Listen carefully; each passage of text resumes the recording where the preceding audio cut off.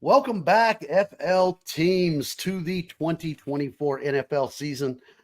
Been away for a little while. We're getting ready to come bring some more coverage and some insight on all your Florida teams. This week it turned out really great. We have Brett James joining us, bringing back an old favorite, Behind Enemy Lines, where as Dolphin fans, I try to learn a little bit about the team that we're going to be facing. Hey, hopefully they can give me some insight. I can share the same. We both come away as smarter fans and have some good fun doing it. Brett, how you doing today, bud? Hey, I'm doing great this Friday. I'm really looking forward to NFL Sunday kicking off for the Jags and the Dolphins, getting the season rolling, and I know it's going to be a great season after having watched what the Ravens and Chiefs did last night. So I know it's going to be a great NFL season. That was amazing, man. Isaiah Likely out of nowhere. I saw that, though. That kid last year played well when Andrews went down. Yeah. Oh, that was just Isaiah Likely really stepped up to the task, something that he did very well last season for the Baltimore Ravens down the back half of the season. And obviously he was an integral part in week 1, too. So I think you're going to see a big season from him as well. Yeah, and look, the NFL obviously listened, right? We want more Florida on Florida hate crimes in the beginning of the year. So let's just go ahead and week 1, roll it out. The Miami Dolphins will be hosting the Jacksonville Jaguars. Brett, we're in a similar but weird situation in that both of our young quarterbacks got paid this offseason. Correct. And you never really know how that's going to work out for you. Some guys see that as the sign to really kind of hammer down and go back to work hard. Other guys hit cruise. So it's definitely going to be an interesting dynamic to see these two young signal callers who finally got paid, feel like they're comfortable and secure in their spots. I mean, Trevor Lawrence has probably always been that way, but there's been a huge question mark about Tua since the day he was drafted.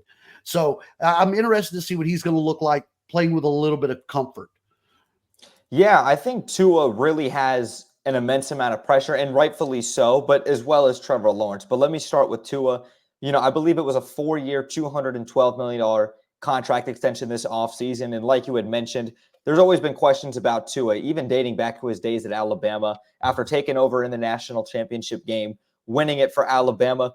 There's always been an injury concern there, right? And that was something with the hip coming out of college from Alabama to the NFL, right? We obviously know there was a lot of internal issues between Tua, between Brian Flores. That's why Flores went out. And then you really saw Tua start to take that ascension once Mike McDaniel became the head coach, the full-time play caller. But injuries continue to be a problem with Tua Tagovailoa, and rightfully so. And then on the flip side, Trevor Lawrence. Trevor Lawrence has had a very up and down start to the first 3 years of his career. We all know the Urban Meyer fiasco, how horrible of a situation that was for any young quarterback to be placed into. You go into year 2, first year under Doug Peterson, former Super Bowl winning head coach with the Philadelphia Eagles. The Jaguars go 9-8. Trevor Lawrence, 25 touchdowns. I believe it was only 8 interceptions that year. Wins a playoff game and in a crazy 27-0 comeback fashion over the Los Angeles Chargers. You saw the Jaguars pick up some steam, pick up some heat. Trevor Lawrence was continuing to play some of his best football and looked as if he was ascending into that top 10 echelon type of quarterback. And then last season, while the Jaguars had all the momentum on their side, they were the number 1 seed in the AFC before getting injured, before Trevor Lawrence goes down in week 11. The Jaguars were 8-3.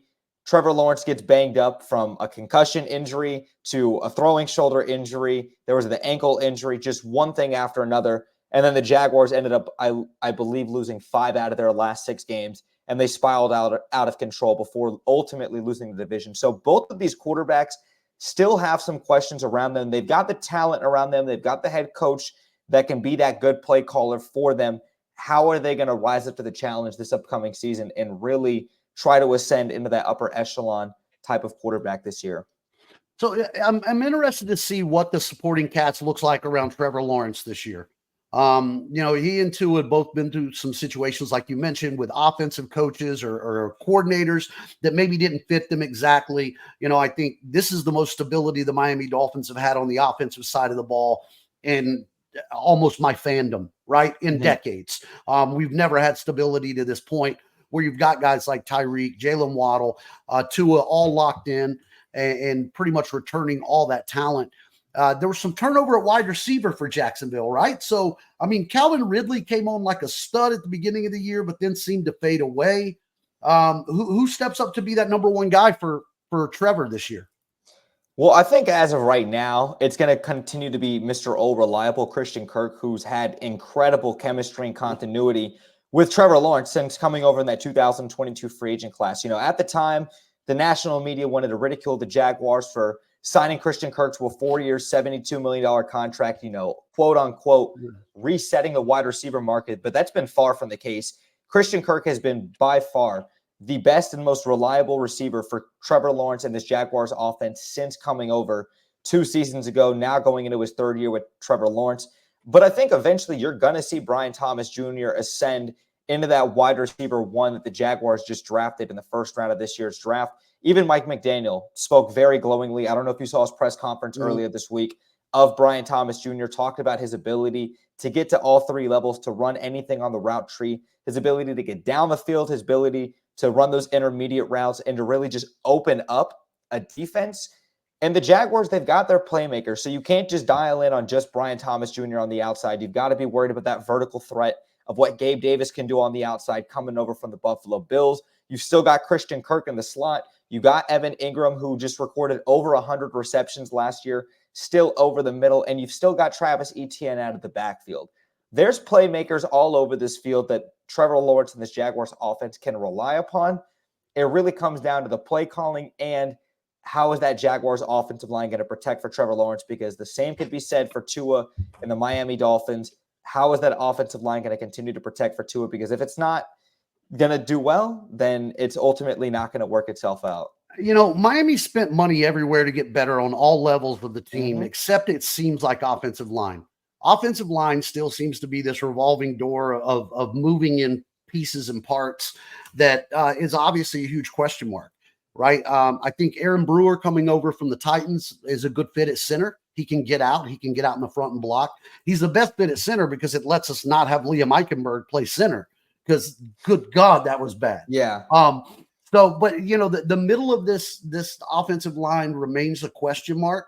And I still think, they drafted a couple guys coming in. It's going to be hit or miss. I mean, I think, again, Tua and McDaniel have overcompensated and overcame this offensive line by running a timing offense, by getting rid of the ball quickly, getting the ball to playmakers in space. But over the course of a season, it's going to be a war of attrition. You're going to have to win in the trenches. And that, again, to me, is a giant question mark for the Miami Dolphins this year. Seems like it's always that way. And, until we solidify that on the offensive and defensive lines, there's a lot of question marks for this team. Yeah, and I want to know your thoughts, though, when it comes to the offensive and defensive line, because that's where I think this matchup's going to be one, ultimately with the Jags defensive line versus that Miami Dolphins offensive line, because you guys were able to retain Connor Williams this offseason despite him coming off an injury. Correct me if I'm wrong, off that ACL injury. Yep.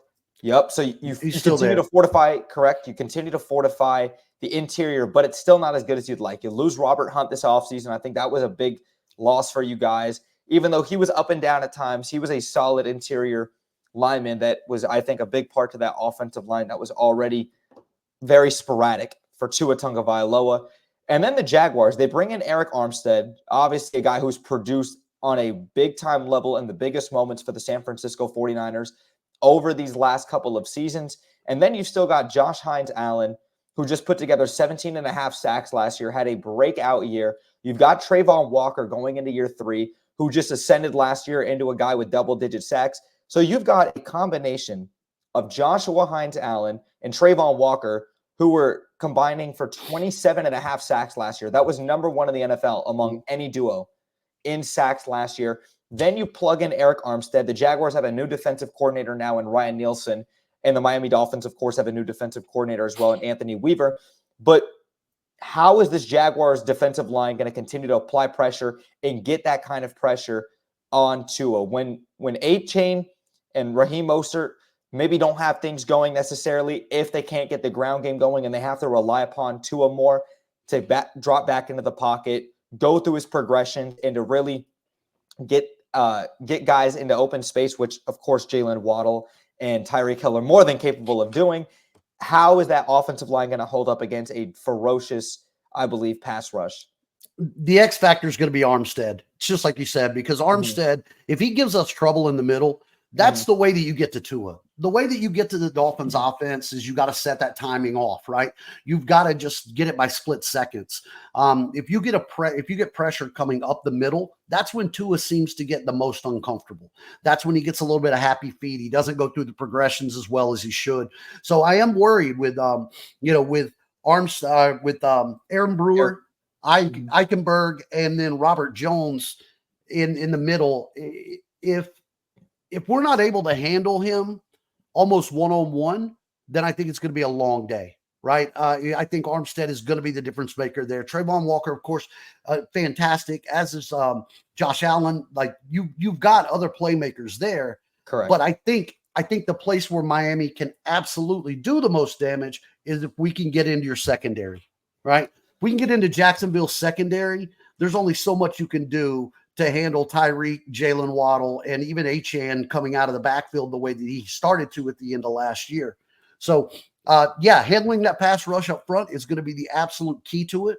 And it'll come down to, will Mike McDaniel be the guy that everybody said he was or he's supposed to be, which is a run game guru. If you've seen any part of me on FL teams, man, my biggest thing that I bang on over and over with the Miami Dolphins is sometimes McDaniel just forgets to run the ball. Mm-hmm. Sometimes he just forgets to run the ball. It's not always about the home run. Every now and then it's got to be that 3-yard off tackle in the first quarter to set you up so that you can get those guys into play action later in the downs. And that seems to go away. So I think if we can handle that initial push in the middle, keeping Armstead at least at bay, then we've got a chance to do some real damage getting into the secondary. Yeah, and I think even if it's not Eric Armstead, I think Jags fans, and rightfully so, are expecting a big bounce-back season from nose tackle Devon Hamilton, our former 3rd or 4th round pick back in the 2020 class, who last year missed a significant amount of time after getting his contract, which was rightfully deserved because he had outperformed and exceeded everybody's expectations as being that plug-and-play nose tackle right there in the middle of that defense and in that front seven. But last year, a back injury really kept him out for a majority of the season, never really got back to 100%. So I don't think a lot of Jags fans, including myself, really blame him for his lack of production last year. Now you get a full offseason of healthy into a new system, now with more beef on the interior of that defensive line with Eric Armstead. The Jaguars also drafted Mason Smith out of LSU in the 2nd round. So the Jaguars are doing everything in their willpower to bolster the interior of that defensive line, knowing that they've got 2 premium guys on the outside in Trayvon and Josh. And if they can get that push on the interior and really limit that run game, I think that's going to put significantly a lot more pressure on Tua to deliver, which we've seen Tua deliver, but we've also seen moments where Tua absolutely crumbles in those situations when the pocket continues to collapse and guys are not being able to get open because he can't get those progressions in his reads. So I think it goes hand in hand there. I think Jacksonville and Miami are almost mirror images of each other in that sense. I agree. Right? The way that they fell apart on offense is stopping running the ball. And then the second half of the year, you guys had a lot of trouble getting a sustained ground game. And if you're not, ETN, there was nowhere to run. The offensive line just fell apart. And when that happens, you take away play action, which is arguably, Trevor Lawrence and Tua's most dangerous weapon. And if you can't get anybody to buy into the play action, then it doesn't matter how much separation you're going to get down the field. So now with that being said, on the offensive side of the ball, how do you think the Jags addressed that offensive line? I mean, because it was a question mark as much as Miami's was coming into the year.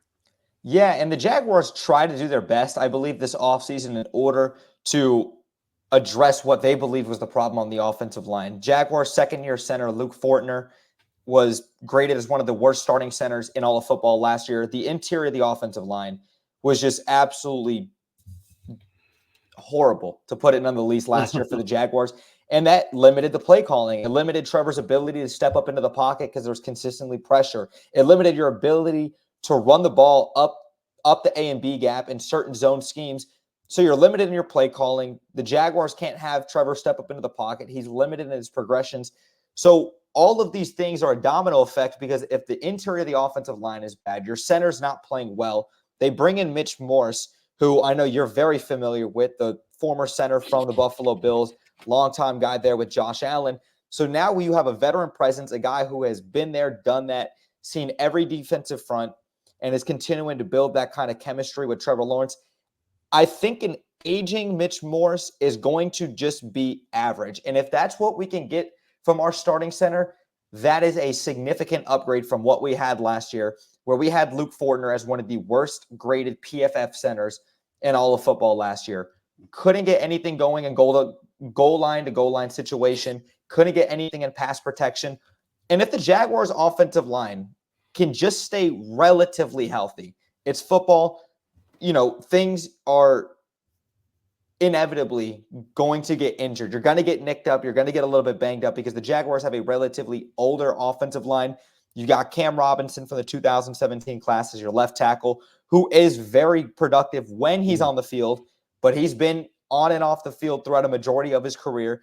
You've got Ezra Cleveland, who we just retained after trading for him last season at the guard position. You bring in Mitch Morse, a veteran. You've got Brandon Sheriff, a veteran at right guard. And then you've got Anton Harrison, our first-round pick at right tackle, who performed extremely well in his rookie season. So if the Jaguars can just continue to have some of that chemistry and continuity on that offensive line, remain a little bit healthy, especially against guys like Jalen Phillips and Chubb, then the Jaguars are going to have a fighting chance against that Dolphins defensive line. And let me not disrespect Chop Robinson, because he's actually my pick for Defensive Rookie of the Year. So I'll put that there right now. Hopefully we're going to see some of that. Jalen Phillips will be playing on Sunday. He's going to be on a snap count. Chubb is out for at least the first 4. And so it's a revamped pass rush for the Dolphins. Bringing in was out. Yeah, bringing in Calais Campbell to kind of plug into that middle spot. Chop's been stepping up, doing a really good job, but it really is going to be a story of where do we get pressure. I think, we talked about earlier how much of an impact you can have getting pressure in the middle of the defense. And last year, that was such a dynamic tandem with Christian Wilkins and Sealer. Those two together, the way that they worked off each other, allowed Miami's linebackers so much freedom to roam because they were clogging up that middle and getting pressure. So losing Christian Wilkins is a big part of that. High energy guy that's also a plug in the middle. Chop is going to have to play big for us, and he's going to have to play big early. And, from what I've seen from camp, I think, where people have kind of speculated that he would just be a pass rush specialist, that he's actually being able to seal off the end. He's playing pretty strong against the run. If we can get that kind of production out of him, then, I think this, we're going to be okay. Ultimately, starting off the year banged up is not a good thing for anybody. We know that the NFL is a war of attrition. You're going to lose people as you come and go. Hopefully early in the year, getting some exposure to these guys like Chop, getting Kader Kohu even a little more time on the outside. If Jalen Ramsey's out, getting those guys acclimated to what we're doing there, hopefully will pay off down the road when we get them together. So when thinking about this, we talked about the playmakers on each side. Give me somebody, if I'm not a Jaguars fan, that might get lost in that shuffle, right? In the offensive shuffle of things, to say, this guy, the Isaiah Likely, so to speak, right? Who's that guy that can sneak up on you on any given Sunday? It's hard for me to say that Evan Ingram would sneak up on anyone after having the season that he had last year. I believe he had a top 2 historical, tight end season with just the volume of receptions that he had. And it didn't come with a lot of touchdowns. I believe he only had 3-4 touchdowns last season, but just every time you looked up on the screen, Evan Ingram was old reliable. He was that safety blanket for Trevor Lawrence and recorded over 100+ receptions last year. So as much as I would like to say it's him, I think it's got to be the rookie Brian Thomas Jr. I know all eyes are going to be on a first-round pick, a guy who is going to be heavily involved in the offense. But with the Jaguars having so many playmakers on the offense that Trevor Lawrence can deliver the ball to, right? You can still get Travis Etienne involved into the passing game. You've got Christian Kirk underneath. You've got Evan Ingram underneath. You've got Gabe Davis on the outside. Now, where does that leave Brian Thomas in the shuffle? Is he the 3rd, 4th option, right, in the passing game? But the thing is, like Mike McDaniel had addressed earlier, his ability to get to all 3 levels, his ability to open up and take the top off of a defense, opposite side of Gabe Davis, who can be that vertical threat, does so many things for the Jaguars with his skill set, his route tree, and we saw nothing but an impressive start to the preseason for Brian Thomas Jr. If he can take that momentum and really carry it into the beginning of the season and get that early momentum and get that early chemistry going with Trevor Lawrence, where you see a lot of those naked play action bootlegs, getting Trevor Lawrence out and to be able to hit Brian Thomas Jr., I mean, that's a recipe for success right there, especially if Jalen Ramsey isn't going to be available for this week 1 matchup, which is still very possible. That really limits what the Dolphins can do in their secondary. Even though I love Javon Holland, I think one of the best safeties in the game of football. I think having that ability to have Brian Thomas Jr., who can move all over the formation and do a lot of different things for you, I think he'd be the guy that would have to be a surprise just because there's not as much tape on him, considering the fact that he's a rookie going into week 1. You know, rookie wide receivers have started making an impact a lot earlier. You know, this was a knock back in the day, was you almost never saw wide receivers go in the first round because it took them a little while to acclimate from the college game to the NFL. But it's so now such a spread offense, and the way that they're running these route trees throughout college, that you're seeing guys every year come in as rookies that are making a huge impact on offenses. You know, you mentioned with if Jalen's out, Miami this year on defense, on the defensive side of the ball, they made some small changes, but if as somebody who's watched enough of the Ndamukong Suh signings, right? I don't need any more of those. Right. Give me a guy like Kendall Fuller. Okay. Correct. Like bring in somebody who's going to make a difference, right? Give me a couple of key cogs that are going to play that piece like Calais Campbell. And I think those guys are what's going to hang in there to make the difference. Now it's funny because again, we go to the mirror image. If I have to go on Miami's side of the ball, this is going to be a necessity throughout this year. Jonnu Smith. Yeah. Jonnu Smith has to become a third option. Okay. Especially when we talk about going into week 1 with Beckham out, right? You're playing banged up at wide receiver. I mean, literally the Dolphins are coming in. Malik Washington's out. Berrios is in. Craig Kraft's out. So literally we're coming into this with basically Tyreek, Jalen Waddle, Braxton Berrios, and not much else at the receiver position. If there was a fault, Miami's passing game last year would become way too funneled to either Tyreek or Jalen Waddle, which, you know, they're outstanding. They're going to get open. They're going to make plays, but you've got to find some diversity in that. Jonnu Smith last year had his best statistical year in the NFL playing for the Atlanta Falcons. And that was splitting time with Kyle Pitts. Averaged 11.5 yards a catch, 3 touchdowns, but he's another reliable guy that, you know, what everybody in Miami really hoped that Mike Gesicki was going to be, I think Jonnu Smith can be. Because Jonnu without a quarterback too in Atlanta. You have to factor that in. Absolutely. So I think Jonnu's going to be a big factor for us throughout the year. And that and how we deploy Devon Achane.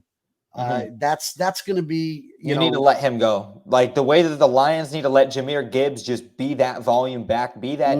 I don't want to call Achane a 3-down back until I see it with my own 2 eyes, but I think he's more than capable of at least being a 2-3 down back at a consistent level. And that's not taken away from Raheem Mostert. But what we saw from Achane last year and his ability to break open the game on the outside, it speaks volumes to not only Mike McDaniel's play calling, his scheme, and his ability to get guys into open space with their speed, guys that can get to all 3 levels in an instant, like we saw from Xavier Worthy last night on that reverse flip, right? Achane has that kind of ability to be a game breaker like we saw in his rookie season last year. I think now this is the time where you have to allow him to take on those running back 1 responsibilities. And that's not to say that Raheem Mostert still can't come in and contribute on 3rd down in pass blocking situations or maybe 3rd and short, goal line situations, right? Where we saw Raheem Mostert get in, 17 touchdowns last year? Yeah. 17, right. That's not the takeaway from Achane, but I think you really need to allow him to be that volume running back 1 into this offense that's still going to help open up the rest of this offense for everybody else, like a Jonnu Smith, like Tyreek, like Jalen Waddle, like Braxton Berrios, etc. You've really got to get that in play. There has to be another option, right? Because if you look at it, you can't it sounds cliche, but you can't stop Tyreek Hill. You can just hope to maybe lessen the damage that he's going to do to you. Same with Waddle. But in those situations where those guys are taking the top off the defense, now you have to commit to, right? You have to have a safety shade. You can't just go one-on-one with Tyreek. You'll get killed. Same with Waddle. So as you're starting to get that coverage to come across, finding guys in the middle, and I do think the beginning of the year, you're going to see a lot more of HM being used in sort of a switchblade sort of thing. I think he's going to line up on the outside a lot. I think he will run routes. I think you're going to see a lot of him and Mostert in the backfield together, which I'm completely here for. Right. I am too. And to see what happens. A lot of misdirection going. Absolutely. And a lot of motion out of that. So, I'm interested to see how this kind of plays out. You guys got a real tough start to the beginning of the year, man. Give me your, what do you hope to take away in the first month, man? I mean, just the first 4 games, right, on a quarter-by-quarter basis. I mean, you've got at Miami versus Cleveland. I believe you've got at Houston, and then week 4, I can't recall off the top of my head. Let me pull it up here really quickly. So we got at Miami versus Cleveland. I'm mistaken. Week 3 is at Buffalo, and then week 4 is at Houston. So 3 of your first 4 games are on the road, all 4 very tough AFC opponents. If we can come out of it realistically 2-2, I would be happy. 3-1 would be, hallelujah. Thank you, Lord, for allowing us to go 3-1 during this stretch, man. But if the Jags can just split even, right? And I'm not saying you got to beat this team. You'd like to obviously get the divisional win over the Houston Texans. And then maybe you take a road win over the Miami Dolphins. Maybe you take a road win at Josh Allen and the Buffalo Bills. Whatever the case may be, if you can split those first 2 games and add in your divisional win and go 1-0 in the division to begin the year, I think that's going to build a lot of momentum and positive momentum for the Jaguars moving forward, especially because they're going to be playing a second-place schedule in the AFC South, unlike the Houston Texans, who have an immense amount more pressure on them this season, and they're going to be playing a first-place schedule. Yeah, and Miami comes out of the gate strong. Mike McDaniel has been unbelievable in his tenure with Miami, winning in September. So we've got Jacksonville at home, Buffalo at home, then go to Seattle, Tennessee at home, and New England. So realistically, all very winnable games. Very right? winnable. You could go 4-1. I think 3-2 at worst. Yep. Right. But I believe 4-1 is very realistic for the Dolphins. And like we've mentioned earlier, I really feel as if Jacksonville and Miami are both on the exact same tier as of right now of those AFC contenders that are not at the very top, like Kansas City and Baltimore, but they're on that next tier down that's like in the hunt of, that they're good, that they're a threat. Are they going to be able to put it together? Are they going to be able to sustain that throughout the entirety of a season? And will they be able to perform when it matters the most? And I think that the Jaguars and the Dolphins really have a lot to prove, and they need to get off to a hot start to begin this season. Look, I think we can all agree that for FL teams, man, it's going to be some exciting football in the state of Florida. I think 2 of the most dynamic young offenses in the league, I believe, are Miami and in Jacksonville. I think a lot of playmakers, young quarterbacks, and to watch the progression is going to be a lot of fun. So, looking forward to this one coming out of the gate. I kind of told you I stay semi-sheltered with my Dolphins fandom up until the regular season. I only dip in so much, man. I've been doing this a long time. These gray hairs are earned. So I've let my Dolphins build me up too many times to bring me back down. Same. I think this is going to be a great game. Yep. And, so where else can we find you, Brett? Yeah, you could find me on Twitter at @TheBrettJames1. I'll also go ahead and type it in the chat for you to be able to post later on. You can also follow me on Instagram at @TheBrettJames. And, I'm now the senior reporter for Orlando Magic HQ. So as the season's getting closer for the Orlando Magic, I'm getting forward to covering year 2 of the team as a accredited journalist. So definitely looking forward to this upcoming basketball season, but more importantly, looking forward to this Sunday in a big-time matchup in the Sunshine State between the Miami Dolphins and the Jacksonville Jaguars. Appreciate you having you on, man. Thanks for coming behind enemy lines with us. And as you see through the season goes by, man, FL teams, we like to go live. We like to do some shows. You're always welcome, man. The door is always wide open. Really appreciate your time and your insight. For Brett James, I'm Jeremiah Hensley. That's right. It's kickoff. It's time for the NFL season. right? We finally get this back up and going for real this Sunday. So it always goes without saying, flteams.com for all things your Florida sports. Stop by, check them out. The accredited, everything from our journalists to our photography. We've got podcasts. We've got everything else. Anything you need Florida-wise, come check us out. And for FL Teams, we'll see you guys on Sunday.